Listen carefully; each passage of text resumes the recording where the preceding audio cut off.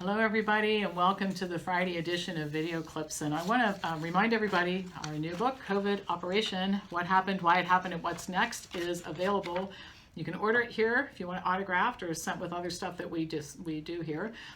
You can order it on Amazon, paperback, or Kindle or Apple also have it if you want to read it in an e-reader. And I think you'll really enjoy reading it, at least I hope you will. So enjoy, all right? A couple of other things. Let me tell you about the new classes. I mentioned earlier that if you're enrolling in some of our career development programs that you can qualify for free classes. And so here is the new roster of classes for next year. Headaches and migraines, attention deficit hyperactivity disorder, epilepsy and seizure disorders, hepatitis, AFib, communication and problem solving, and HIV/AIDS. Those are the new classes that we'll be offering next year that can be part of, I mean, we have like 45 others, but that are class series. But if you want to sign up for these as part of your free ones, you can use these also. I just won't be teaching them till 2021. And a couple of other teachers will be working on some of these as well. And then one last thing I'll mention, this whole COVID thing has been, I'm going to talk about consequences today, very stressful for everybody. And we do have a marvelous therapist who's doing telephone sessions in groups for adolescents, for adults with anxiety and depression, and for people who have specific COVID-related issues that they need help with. So if that's interesting to you, email or call Wellness Forum, or go to WellnessForumHealth.com. or send me an email at pampopper@msn.com. And last but not least, remember that I put a lot of information in our newsletter, which you can subscribe to for free. And also every week I'm going to post a video on our website at WellnessForumHealth.com that I won't be talking about in these videos for obvious reasons. All right, so I have two consequences I want to talk about today. And the first one, I'm just going to read to you what this person sent to me. I'm a creative artist, actor, folk singer, author, speaker. I relied on live events for my livelihood, being able to network and sell my books. Well before the official shutdown, events were unilaterally canceled. At this writing, the last thing I did was a book signing on February 29th. I haven't had a gig or event since. The ones that had been scheduled were all canceled. I also no longer have any pending for the remainder of 2020. Everything that had been scheduled has been canceled. And with so much uncertainty hanging over their heads, people are not committing to events just yet, even for 2021. I've tried creating online events, but while people like the post where I announce the event, there's no actual participation and nobody's purchased a book from me. I've done overt, shameless self-promotion, but have people attack me with, "This is no time to be promoting yourself, thinking about yourself. People are dying." And it's often people who are working happily from home, literally posting about how much fun it is to work in their pajamas and sniping at me and claiming we're all in the same boat. Obviously, that's not the case. I've also seen them posting about all the stuff they've purchased, even showing off new designer purses and clothes while telling me that $10 for one of my books, which includes shipping, is outrageous. I'm speaking for thousands like me. We are not the famous high-paid film and TV stars, nor the famous best-selling authors that still have been able to captivate their fans with videos encouraging everyone to stay home. We are the very forgotten group in this. By the way, to add insult to injury, we're bombarded by memes that have circulated claiming that the pandemic has taught us that we don't need actors and entertainers, often posted by people who said they were spending their stay at home catching up on movies, music, and reading. And my commentary on this is the idea that work is a frivolous thing, that supporting yourself and promoting your business and earning a living is something that's disposable and only selfish people would be interested in this is extraordinarily disturbing. And I just wonder who thinks like that. And it usually is, as this woman says, people who are happily collecting their income. Nothing's changed for them. They're not financially stressed. They don't have to worry about it. And it's very easy to discount this, I suppose, if you're not at risk, but it also represents such a tone-deaf response. And these are people who think that everybody who does, I talked about this on Tuesday, everybody who doesn't think like them must have something wrong with them. And of course, my response back is, what's wrong with you? You apparently have no compassion for other humans.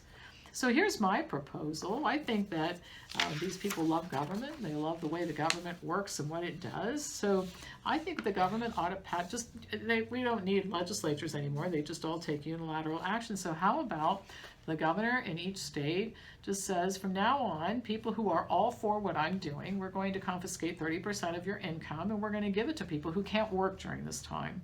This is a way for people to really show support and that they're committed to this. I think this is a marvelous idea because, you know, it's one thing to sit in your house in your jammies and talk about how great it is for everything to be the way that it is, but it's quite another thing, actually, to basically say, look, I'm going to have to chip in and do something to help other people because they aren't able to sit at home and work in their jammies. So I think that's the first thing.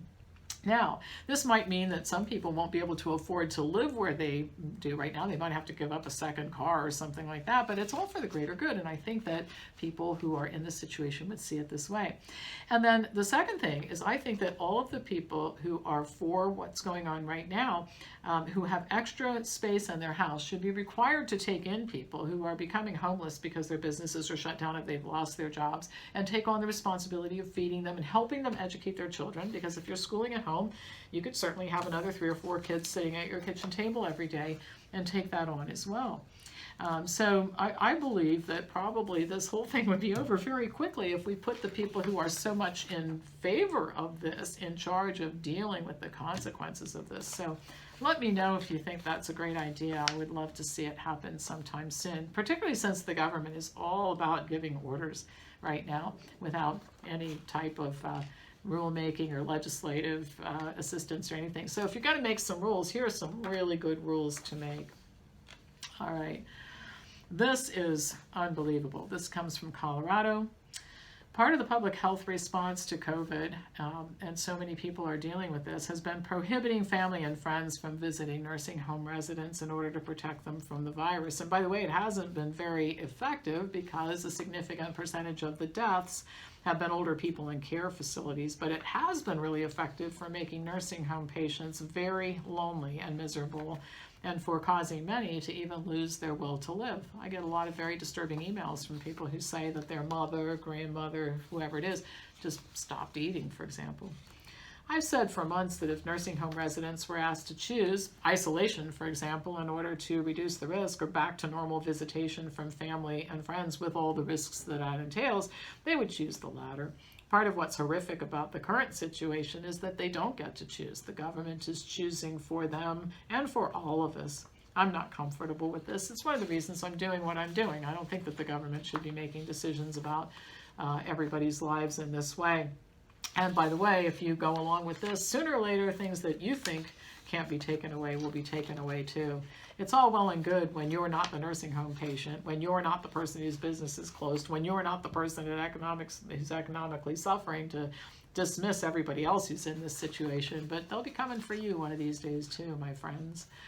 Nursing home residents in Colorado have had it, and they staged their own protest on one of the busiest streets and across the street from Greeley, Colorado's largest hospital. They waved signs that read, "I'd rather die of COVID than loneliness, and we're prisoners in our home." Freedom, freedom, freedom, one lady chanted while waving a sign that read, "We want our families back."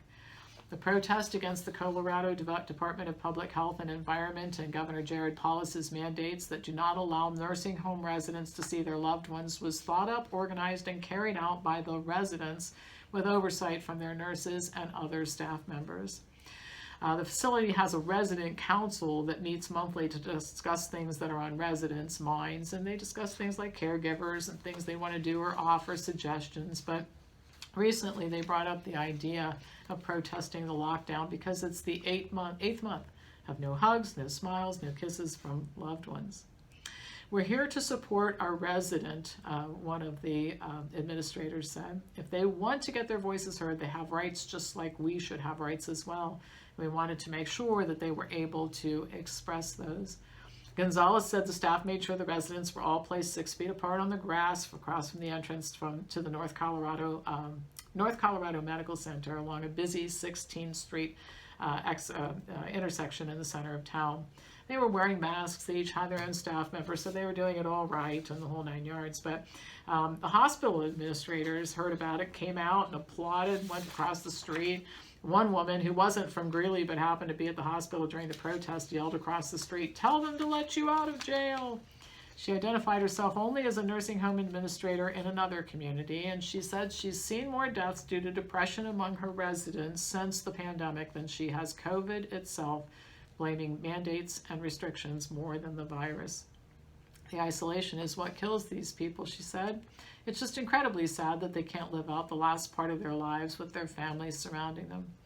The administrator, Gonzalez, agreed. He said that though the homes are now preparing for indoor visits as the weather gets colder, residents still will not be able to touch or hug their loved ones. But that's what they need, he said. They need that physical contact to hug their grandchildren. He agreed that some of the signs they created were tough to read. We as staff members get to see our family and our loved ones, he said. It's tough when they don't get to do that. We're held by standards by the government and state health department, but it's very understandable. I feel for them. I can't imagine what they're going through, so it's nice to be able to support them in this way. We're here to come together and to support each other. So another person, Weld County Commissioner Scott James, said that he felt his heart breaks for these people. He said they're members of the greatest generation, the very generation that fought to overturn tyranny and protect our freedoms. Now these members of that generation have had their freedom taken away via a tyrannous act by unelected bureaucrats. The governor and the health department should immediately work with these facilities to give them a way by which they can hug their loved ones. So just horrible, horrible. You just wonder who thinks this is okay. I want to know, I want somebody to actually do a YouTube video and send it to me. I'll post it here. I want you to tell me, if you're a supporter of all this, how you justify this. Tell me why it's okay for a person to have their entire livelihood go away, and what you propose to do about that. And tell me why you think it is okay for older people to give up their will to live because they can't see their loved ones when they're basically saying, we don't care about the risk, let us see our family. I want somebody to justify that to me, please. And I haven't seen anything yet. These people are always very silent when it comes to speaking up about answering questions that people ask. They're very quick to criticize me for saying that the lockdowns aren't appropriate and all that sort of thing. But come up with your own plan about how to deal with this, okay? And let us know, all right? Maybe, I really think that 30% confiscation is a great idea with all that money from all these happy people who are happy to stay home, and having them take care of the people who are losing their homes and take care of the kids who need help schooling at home. I think we need to mobilize these people really into a big core of volunteers who take responsibility for society. That's what they're telling all of us to do, to suffer and all that sort of thing because it's for the greater good. What are you doing for the greater good? What are you doing out there for the greater good? All right, well, that's enough lecturing for me today. And for the week, actually. There will be another video posted at WellnessForumHealth.com. Subscribe to my newsletter. Buy my book, COVID Operation, and come to our conference, take our classes. We do so many things here, and it gives you a sense of an opportunity to be part of a community of like-minded people. And of course, visit MakeAmericansFreeAgain.com. Join, participate in our activities. Pass this on to anybody who you think would enjoy learning more about all of this, and I'll be back to you next week with more news.